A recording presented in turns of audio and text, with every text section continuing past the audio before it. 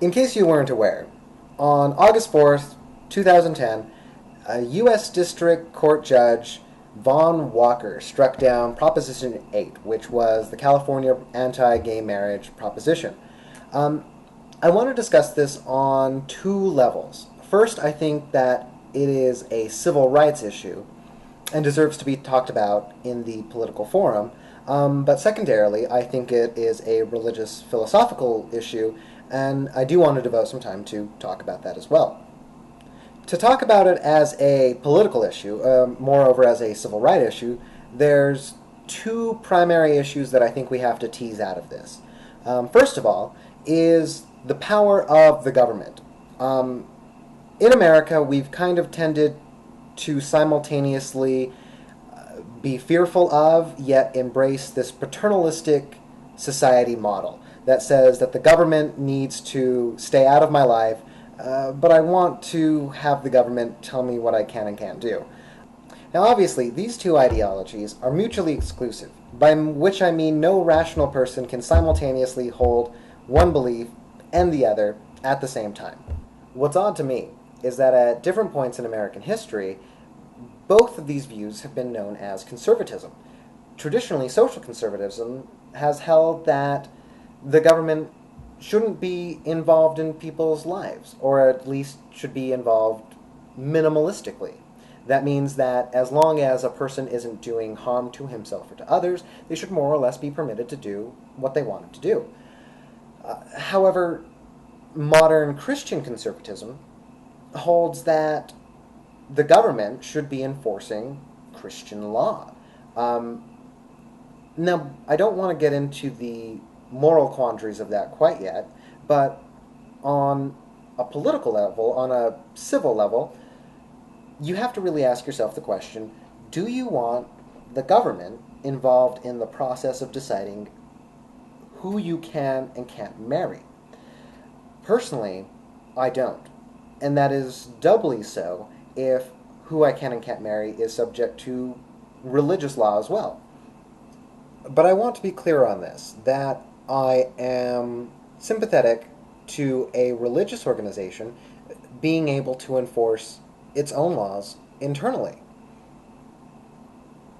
When or if a Christian organization, a Christian church, a congregation, whatever, decides that it doesn't want to acknowledge or marry people who are homosexual, that is completely within their right. And in fact, I don't think that the government can force a religious organization to accept those marriages or to perform those marriages. It is within the purview of that religion to decide for itself its stance on homosexual marriage. However, I don't believe that it is the federal government's responsibility to get involved in that decision-making process. I don't want the government to have that power in my life, certainly. The second issue that falls out of this is what role the judiciary should play in this process. Now, I personally believe that the decision made by Von Walker was the correct decision. And if I understand it correctly, what he's drawing on is the belief that civil rights should not be subject to a vote.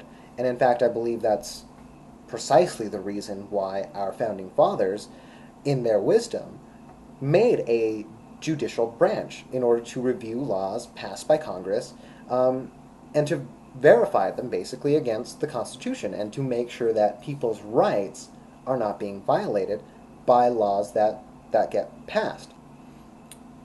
I know that many in my generation are too young to remember this, but perhaps your parents remember that there were laws on the books that denied rights to black people, and it required judicial action to overturn those laws.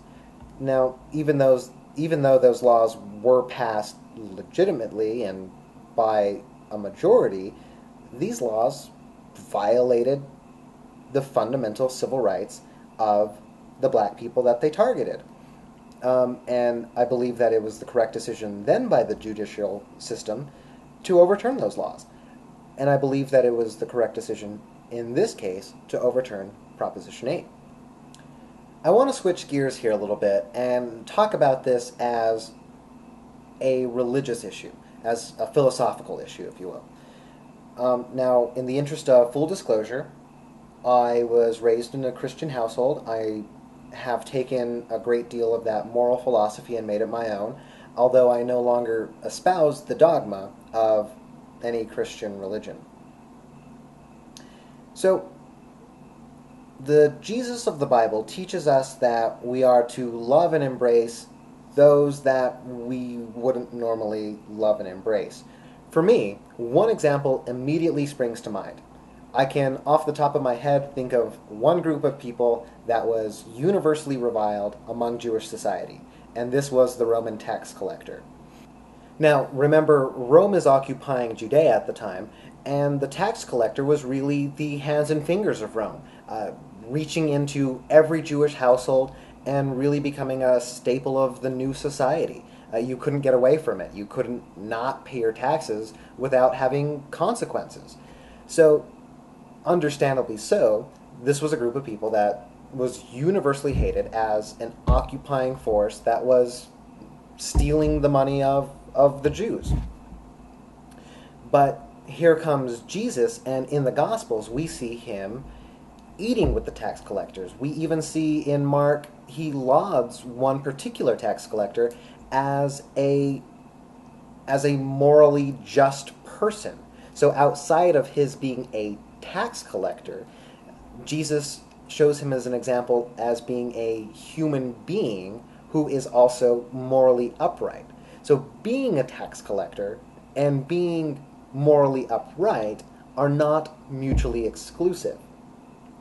And we see Jesus extending love and brotherhood to this group of people that nobody else really was. And I think that the same lesson needs to be applied today. And when I think about it, the response from the Christian right has not been loving and accepting.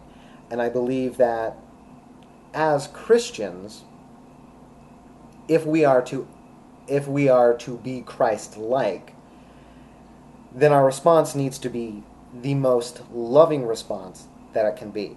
And as a society and as individuals, I think we need to ask ourselves, has our response to the gay community been as loving as it could be? Thank you.